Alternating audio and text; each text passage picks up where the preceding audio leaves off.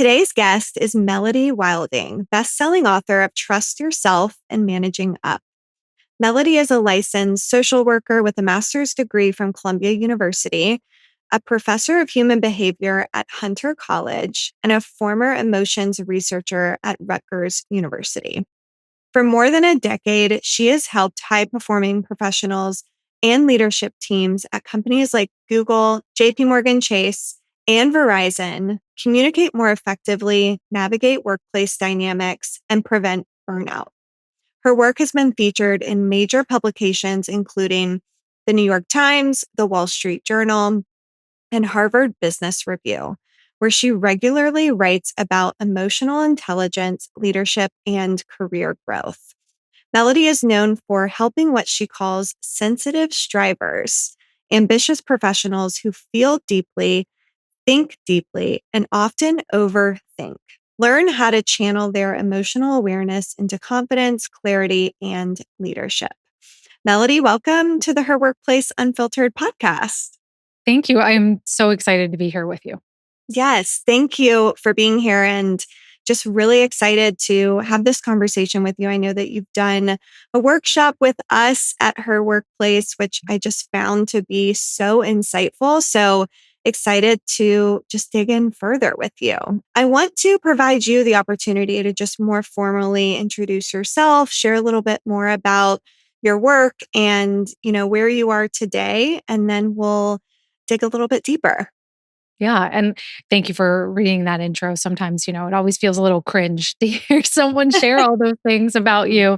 And that's a lot of the, accomplishments, shiny side of things. But we teach what we most need to learn. And that's very true in my case. You were mentioning my work has been largely centered around people who I call sensitive strivers. We'll dig into what that means. But I also identify as that type of person. And growing up, I always felt like a bit of a weirdo, even though I looked like all my friends around me. I just felt like I was so much more perceptive and attuned to the dynamics and people's emotions and what led people to respond certain ways. And that gave me this just interest in psychology and how people tick and why we trust certain people or build relationships with people or don't. And another facet of that is I also grew up in a family that was more blue collar. My parents didn't graduate from college. I am an only child, so I didn't have brothers and sisters. And I say all of that because I felt like I was dropped into my career and the corporate world with this heightened sense of awareness and also no idea for how to navigate some of those dynamics. No one handing me the invisible rules of this is how you're supposed to communicate, or it seemed like some people just had this natural aptitude for that. And I had missed this day in class where these invisible ideas around building relationships and positioning yourself and setting boundaries, I was absent that day when they taught that. And the realization I had is that actually, at the end of the day, all of this comes down to human psychology. And that I knew, that I understood. So that was the light bulb for me. And now for the past going on 15 years, I have really helped people at that intersection of what I call finding your professional power position, which is being able to master your own psychology, your own hangups and idiosyncrasies and doubts and fears, but also being able to influence other people's psychology. So how do you get buy-in, your ideas listened to, build that visibility in those advocates and sponsors? And so my first book, Trust Yourself, really addresses the inner psychology piece. And my second book, Managing Up, is the outer psychology piece. And as you were saying, now I do a lot of speaking on both topics. I have a couple of programs. One is called Speak Like a Senior Leader, where we teach the communication side of things. So it's been a really fun ride. Yeah. So I actually want to start with overthinking. This is really for those that are high performers and want to talk a little bit more about the sensitive strivers. What does that concept mean exactly? Yeah. Well, the concept of high sensitivity itself has been studied for over 3 decades. So, people who are listening to this may have stumbled across the book, The Highly Sensitive Person by Dr. Mm. Elaine Aron. And she was one of the original researchers who pioneered this. And what her and her colleagues since have discovered is that high sensitivity is a normal variation of a nervous system, just like someone may be more introverted or extroverted. Some people are more or less sensitive, which really relates to your responsiveness to your environment, everything that's happening around you. So, what we know is that high sensitivity evolved because it was helpful to have certain people in a group who were more perceptive, who thought before they acted and didn't just run out of the cave into whatever danger was there. Mm. And those are some of the hallmarks of sensitivity. It's really taking in more from the environment, processing that more deeply, thinking before you decide. And so that is why we see sensitive people are more thoughtful, more reflective. But the flip side, if we don't manage that trait, is we can become overthinkers. And what I Yeah. discovered in my work was that yes, you can be highly sensitive, but there is also this overlap with ambition and inner drive. Maybe not necessarily to climb the ladder, but the people I work with are both very thoughtful, but also very driven. And that combination of seeing a lot of things, taking in a lot of information, but also being very hard on yourself and always wanting to drive forward and aspire higher, that adds an extra layer onto all of this of perfectionism, people pleasing. Those are some of the most common struggles I see that are just even more common when you're wired this way with those two things combining. Mm. So, for those that are like high performing professionals who do struggle with the overthinking, the self doubt, and second guessing themselves at work, why do they have those thoughts? What we know is from all sorts of different MRI studies is that people who are more sensitive Hmm. have certain areas of their brain that are actually more active. So, one of those is having more active mirror neurons. And some people may be familiar with those. They're often called the empathy neuron. So, they're what help us understand and really attune to other people's behavior. So, it's why you may be picking up on small changes in people's behavior in a meeting. And you go to a colleague and you say, "Did you notice how, Emily was totally not paying attention, or she seemed to kind of frown when we mentioned XYZ?" And your colleague may say, "No, I don't even know what you're talking about. I didn't catch that at all," totally over their head. So you Hmm. are tuning to some of those little subtleties in the environment. And we also have areas that are more active with decision making, planning, and that is why, we are wired that way to notice more. We're analyzing it more deeply. But again, nobody really hands you a handbook for Mm. how to deal with this. So sometimes you can become so aware, you can see so many different angles to a situation. This is something I often see with my clients is, Hmm. well, I can see products argument for this, but I also understand what sales is trying to achieve. And they feel caught in the middle because they can empathize with both sides and see all those different angles. So they get into analysis paralysis as a result of that. Or you may be so self aware, you may know, oh my gosh, I say too much, that Yeah. you become self conscious of that. Whereas other people, they may not even be analyzing their own behavior that much. How would you say that you can use emotional awareness as a professional advantage? Yeah. And this is a hill I will die on. That being a sensitive striver is not a curse. It is Mhm. not something you should try to get rid of or cure yourself of. In fact, when we're talking about, you and I are recording this towards the end of Q1 of 2026 and AI is all the rage Yeah. and I think will continue to be. And some skills in the workplace are getting automated away. Yeah. But something that is not going to be automated away is your ability to read a room and respond in that moment, to understand other people's pain points and be able to be perceptive into how you integrate that into your messaging. If you look at any future of jobs reports, it is things like problem solving, creative thinking, sense making. Those are the aptitudes that are going to be most valuable in the next couple of years. Yeah. So if you are someone who can lean into the deep thinking side of being a sensitive striver and mitigate getting into the overthinking side, you can be someone who does tie threads together from disparate parts of the business, who can say, oh, there was this strategy we used on this side that I think would be a perfect fit here. Hmm. And I heard so and so mention this. That really ties to this that was happening. Or if you can understand that when someone says, we're okay with that price, but you can read between the lines to understand their tone is saying something different than their words, all of that is going to be incredibly valuable because it's navigating those politics and the relationships and these unspoken personal dynamics. That's going to be, especially as you get mid career and beyond, that's Hmm. going to be the measure of your success. Yeah. What's so interesting about this is that in my own personal and professional experience, I almost had an opposite approach when I was young in my career. I think I was not afraid to be outspoken and speak up, and I acted quickly and made decisions very fast. And in some ways, it was great because it blocked any like potential fear that I had. However, it was difficult for me to kind of take a step back and be more emotionally aware. Like in some ways, it did hurt me in understanding and navigating the political environment inside of my company. And overall, I just kind of struggled to navigate that.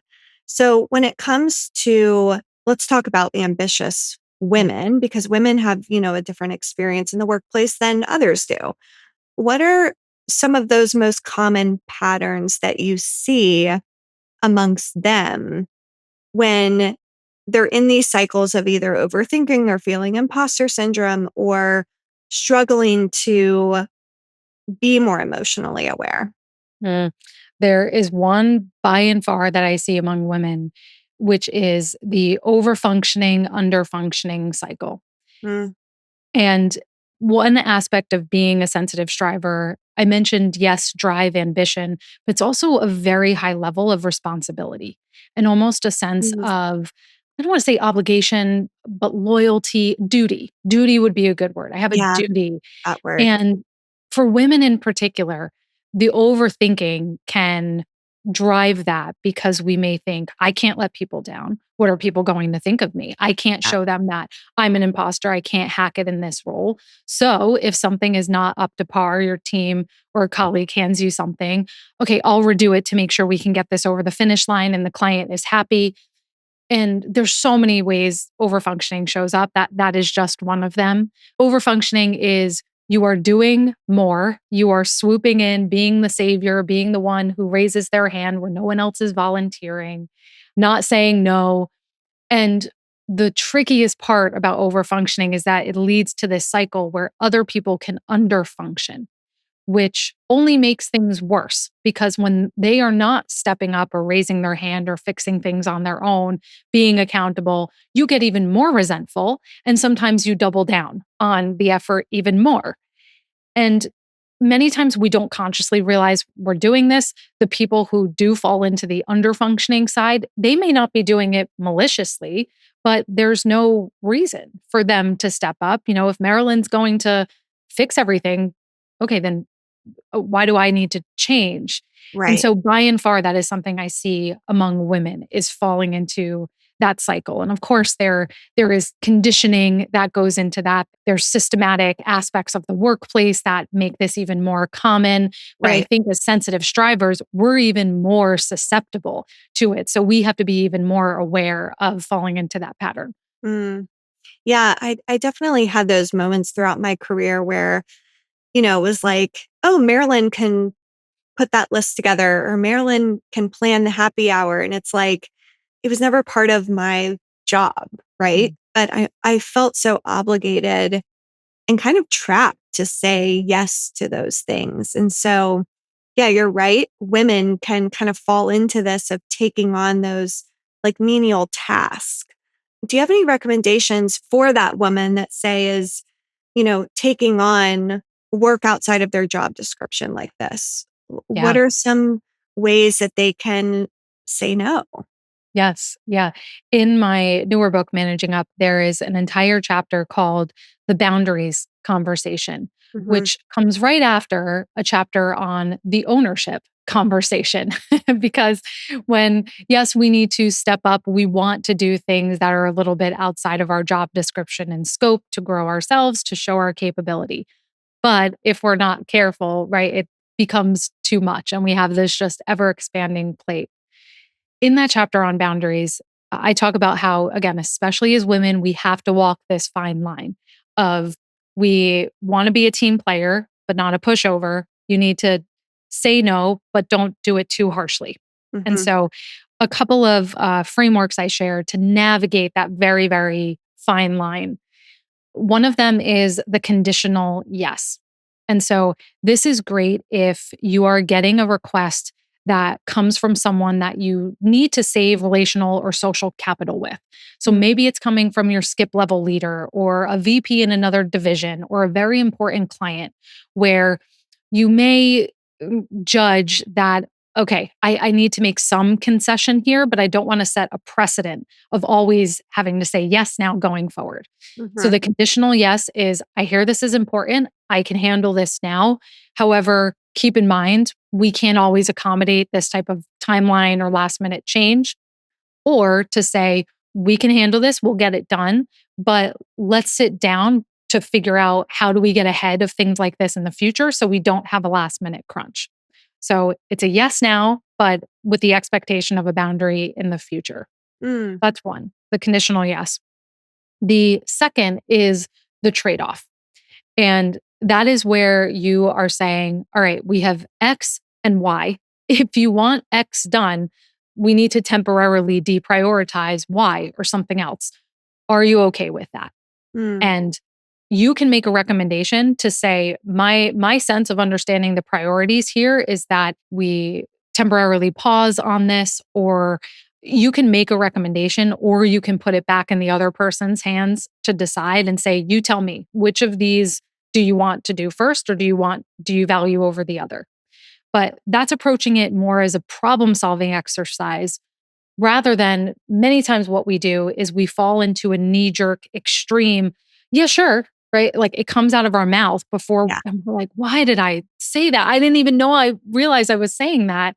We fall into the knee jerk yes or the defensive no, where Yeah. because we're so stretched thin, we kind of snap at the other person and say, we can't handle one more thing. You gave us this and that and that, and neither of those earn you.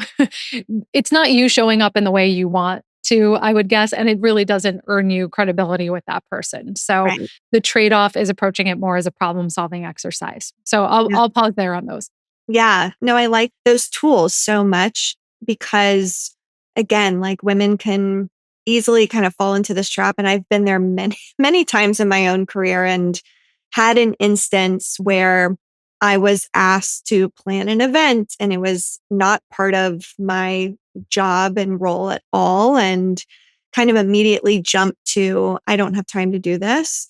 So I really like that approach, especially of the trade off of, okay, well, yes, I can do this. However, this other project will need to be put on hold, or we need to discuss the timeline for this other project. It's just, again, managing those relationships with the people that you're working with and those that are in charge. Kind of on that note, since we've touched on your newest book, Managing Up, I want to talk a little bit more about just managing relationships in the workplace. Why is managing up specifically such an important skill for career growth? So many reasons. One is that your boss is not just one person anymore. And I think that's a old mindset we have about managing up. It's, strengthen your relationship with your direct manager and you'll be set. And Yeah. unfortunately, it's much more complicated than that now, right? We were talking about you may have a skip level leader in the picture. I'm sure many people listening are in a matrix environment where they may have a functional leader, but they have project leads that they report to on certain things. it's so much more messy than it used to be 10, 20, 30 years ago. And so we have to be thinking about how are we managing this ecosystem of decision makers. So that is one thing where your success now depends on all of those different people and the fact that you may not be getting FaceTime or in-person time with a lot Mm. of those people. So Yeah. you do need to be more deliberate and intentional about how are you building visibility and those relationships with them. It doesn't just happen organically anymore. We're distributed. Your lead may be in a totally different country and time zone than you. Maybe you've never even met them in person. So we have kind of how the workplace has evolved with those complexities. And one big reason why I wrote this book is because after Trust Yourself came out, people would say to me, okay, I feel more confident in what I have to offer. But all of that breaks down when I have to deal with someone in the hierarchy who has more authority than me. I get very intimidated in my head. I Yeah. stumble, I fumble. And I think a lot of it also comes down to the fact that we've talked about managing up as sucking up, right? For years, it's been okay, manage up, get in your boss's good graces, make them look good, make life convenient for them, which, yes, there's a lot of that. But in the book, I really argue that managing up is something you need to do for yourself, your own benefit, Mm. because it is the best and the fastest way to make sure you have clarity about your role, to make sure you are working on the highest value work, work that is aligned with where the business is going. So you're making sure, you have a job in a couple of months, that you are setting boundaries and protecting your time. It is really in service of you creating the conditions to be Mhm. at your best at work, not just people pleasing and groveling to somebody else. Yeah. What advice do you have for someone that may feel like their manager or their direct report doesn't fully understand them, or maybe Mm, they don't fully connect with them, or maybe they don't necessarily support the work that they're doing? And yeah. I mean, like you said, this is even more difficult in this world that we live in today, where we are in these hybrid and remote environments. Some of us are. So it's Mhm. even harder to kind of build those relationships and build the trust. So, what advice would you have there? Absolutely. And the book I structured in a very specific way. So it's based around these 10 conversations you need to have to manage up. Not Mm. all at once, but they are sequenced in a specific order. And I think the first two conversations are most relevant here. The first one is alignment, the alignment conversation. How are you getting on the same page? You, with your manager, are defining what success looks like. You are not just asking them, hey, what are your priorities? But you're starting to get under the hood of what are some of the unspoken, even behavioral aspects you may be being evaluated on. Mm. Because I think at least a lot of people I work with will come to me and say, I hit all of my KPIs or my OKRs, my objectives. I hit them all, but they're telling me I need to show up differently. I don't Mm. understand what that means. Right. And so this is about decoding what are some of those hidden success factors. And why we also start with that conversation is because it's a bit easier than the other ones. It largely relies on asking good questions, right? And I give specific questions you can weave into your conversations. If your culture and your relationship with your boss feels like it would be a fit, you can say, we're coming up on the end of Q1 of this year. I want to make sure we're set up for success for Q2 and beyond. So, would it be okay with you if I bring a couple of questions to our one on one to help us do that? Right? You can be pretty forward about it, or you can just more organically weave them in. One of my favorite, or actually, I'll give you two of my favorite questions from that chapter. One is, what are the metrics you discuss with your boss? Because that gives you a lot of insight into the things that your manager will probably gravitate towards, Mm. protect, maybe even be a bit micromanaging on, because that's what they are going to be evaluated on. Yeah. So when you understand that, you get perspective about why. Why are they being so critical or really glomming on to me about this certain thing? It starts to put their behavior in perspective. So Mm. that is one of them. And of course, then you can map what you are doing to align with that better. So what metrics do you and your manager discuss? And then the second one is asking, what does good performance look like over, if we get to the end of Q2, what does good performance for someone in my role look like? Let them answer and then say, okay, then what does great performance look like? Mm, And structuring it that way is important because when you pause and you force them to think about what's great, what's the next level, that's how you uncover some of those hidden things about, well, it would be someone who in the board meeting is speaking up about XYZ, right? Which maybe you wouldn't have uncovered otherwise.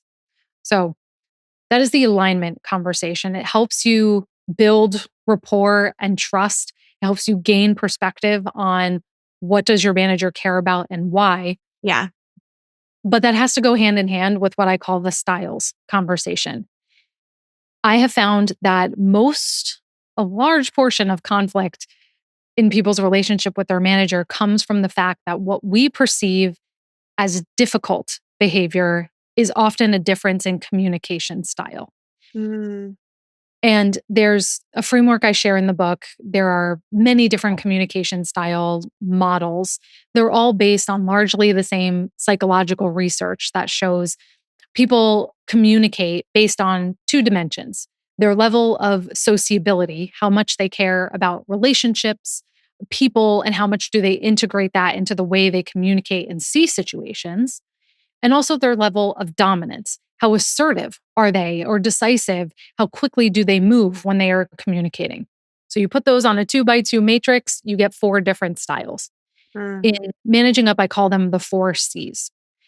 And I'll give you a very basic example, or I should say a common example of how this shows up. Sensitive strivers tend to have what I call in the book a caretaker communication style.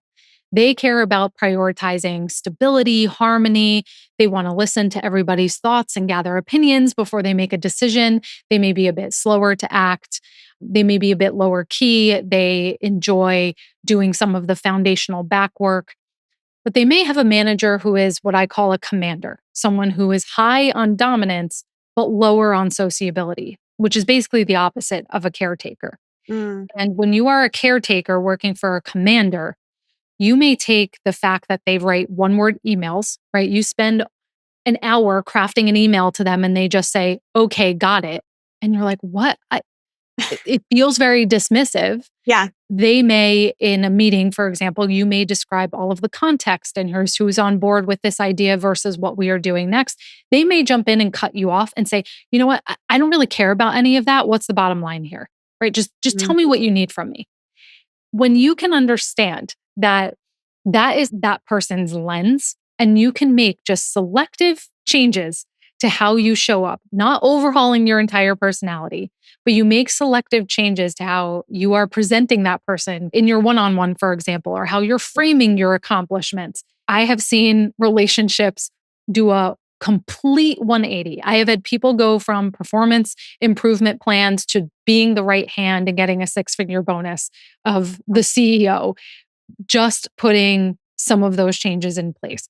mm.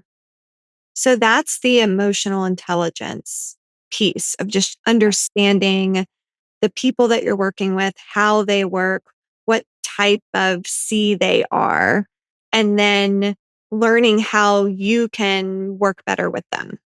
Yes, absolutely. And I do want to underscore not losing yourself Yeah. in this, right? Being discerning, that's part of the emotional intelligence too, is being discerning about, okay, does the situation call for this?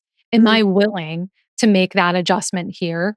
And that's part of it too. I think people think emotion regulation, that's a part of emotional intelligence.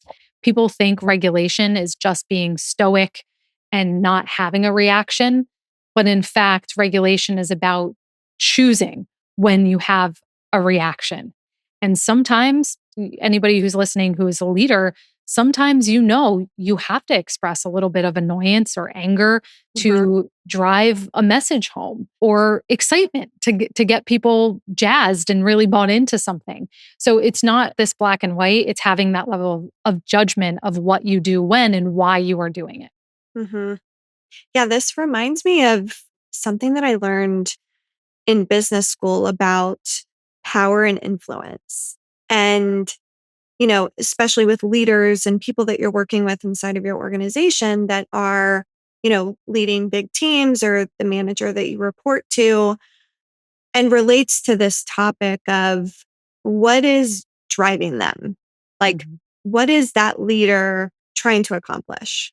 Are they trying to gain power? Like, what is their plan of action? Does this leader want to become the president of the company? Like, what does their career path look like? What are they striving for? Or are they looking for more of an influential place? Like, are they trying to influence others and performance and how things are executed? So it just reminds me of that because it really is, like you said, all about just understanding the other person's goals and point of views and how they operate. Yeah. Yeah, and it's on an individual level for that person, which I think is brilliant. And then also thinking about overall the context of the team or the organization. I had a client recently who started a new role, a big step up in her career, and she had this light bulb moment. She was telling me a couple of weeks ago how she said, when I came into this role, I was operating under the impression that I needed to make a lot of changes to kind of prove myself, make my mark, that I really needed to start a lot of new things up and get them off the ground. And what I've realized over the last couple of weeks is that that's completely wrong. We're Mm, in a turnaround phase where actually my main role here is I need to stabilize things, not focus on growth. And so, yes, it's understanding those individual motivations, but also reading the context that you're in and acting, like matching your actions to that. Yeah. So I want to shift to talking a little bit more about kind of burnout and boundaries. Like I know so many professionals and women who are kind of navigating career changes and pivots, and maybe they're undergoing these burnout experiences. What are some of those kind of early warning signs that people should pay attention to when it comes to burnout? Yeah. Actually, I think we often misunderstand burnout. There's different types of it. And the two most common types of it I see are the classic one we think about is overload burnout, which you are stretched too thin, you're burning the candle at both ends. We can talk Yeah. about that in a second. But the other one that doesn't get a lot of airtime is under challenged burnout, where you are actually not being stretched enough. Mm, You're sometimes almost bored or you're just going through the motions and you burn out because of that. mm, So let me just go to overload burnout because that one, again, the early presentation of it looks different than we would assume. It often looks like the doubling down, the proving yourself, working harder, especially for top performers because they don't want to let on to other people that they may be struggling. So they think, let me put in more time, more effort, take on more things, again, which only makes things worse. mhm, And so if you start to notice, I think once you get past that, you start to notice maybe you do get a little snappier with people or snippier with people because you're just stretched thin. You don't have as much emotional bandwidth. You are not maybe pushing back on ideas, or you were saying, you used to kind of quickly go after things because you're lacking that mental clarity. Your mental capacity is just spent. So you think, I don't even have the energy to push back or offer a different idea here. mhm, And you kind of just roll over and say, all right, whatever you guys want to do, that's fine with me because you don't even have the capacity to do it. mm, That's common. Even with under challenge burnout, I often see people getting a bit sarcastic, right? They make kind of underhanded comments either about themselves and their own capability. Like with under challenge burnout, they may say, "Yep, I've just been doing the same thing for 5 years and it seems to be working, so I guess it's fine." Right? yeah. And it's kind of a way of masking and diverting away from the true feelings that you have about the situation. So I mention that because we don't talk about some of those symptoms enough. So, what habits or like mindset shifts would you suggest for professionals to utilize if they are starting to kind of experience these symptoms? Not ignoring them Mm, is yeah. first of all. I would also say let's go to the under challenge burnout one, Yeah. because something I talk about in managing up is how we always talk about visibility. And I know that's a big topic you often talk about as well, is Yeah. make sure your work is visible. You're talking about what you're doing. Again, I think a nuance left out of that conversation is you don't want to bring attention to everything that you're doing because you may be given more of the work you don't like to do. Right. And I see that often lead to under challenge and even overload burnout, Yeah. where I tell the story, I give the example in the book of how I had one client who she sort of fell into this role on her team of being the executive escalations person. When something went wrong and it had to be run up the chain to the execs, she was the one everyone went to. She was the point person. Mm, And because she was talking about this in her one on ones and all hands and team meetings, it just kept reinforcing that she was the go to for that. But it didn't fit with her strengths. It was totally burning her out because she had to be, online at 11 p.m. when something blew up.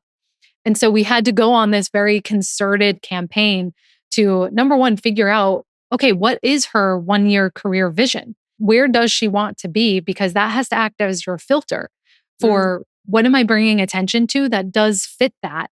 And then how do I engineer bringing up those things in my one on ones? Or when somebody gives me positive feedback, I reinforce it and say, thank you. I'm so glad you noticed. I love doing work like this. So if anything comes up, please let me be top of mind for that. So that's one very practical way is I think realizing that we have more agency to shape these situations than we may have assumed. I wish that we could be here forever, but we do close every episode with kind of three quick reflections. So I'm going to ask you just a few questions as we close the episode. What is one habit that has helped you stay grounded and focused in all the work that you do? The end of day brain dump. I like Because that. as an overthinker, if I have open loops in my mind, I will just go over them again and again and again. They will come up when it's time to sleep. And so that end of day, just capturing every aspect of my life, of my work, and keeping a running list that I add to, and I say, oh, I have to follow up with that person, or oh, I have to submit that form, capturing those somewhere so that my brain knows they are taken care of and isn't trying to turn those over at the worst possible time. I like that. What is something that you used to believe about career success that you no longer agree with now? That it is always up and to the left. That it is always you are growing at this epic speed. I have come to realize that it's very natural and it's healthy to have these cycles of growth and then recalibration where it feels like more of a fallow Mm, period. I have just come to accept that even though for someone who is ambitious, it's really uncomfortable because you think has my ambition totally disappeared? Is it going to come back? Will I ever be creative again? It's really a natural cycle of things. yeah. And then last question, what does trusting yourself at work really look like? One phrase I always say is you teach people how to treat you. And I think Mm, that is the essence of trusting yourself because you have to respect yourself enough. You have to believe in your own ideas enough to say them out loud without undermining every other word you say. mm. And when you do that, other people respond to you in a more positive way. I love that. Thank you. Well, thank you so much for being here with us. This was such a great conversation. I got so many good nuggets out of it. So really appreciate all of your involvement with her workplace. Where can people find you, follow you, get your books? Yes, you can find Managing Up at managingup.com. When you purchase the book there, just enter your order number and you'll get access to an entire vault we have of different worksheets and scripts from the book. So it's very valuable. People come back to it again and again. Oh, great. And I also have a podcast. It's called Psychology at Work. So just search my name in the podcast app and you'll find it there. Awesome. Well, thank you so much. This was such a great conversation and really love all of your involvement with us.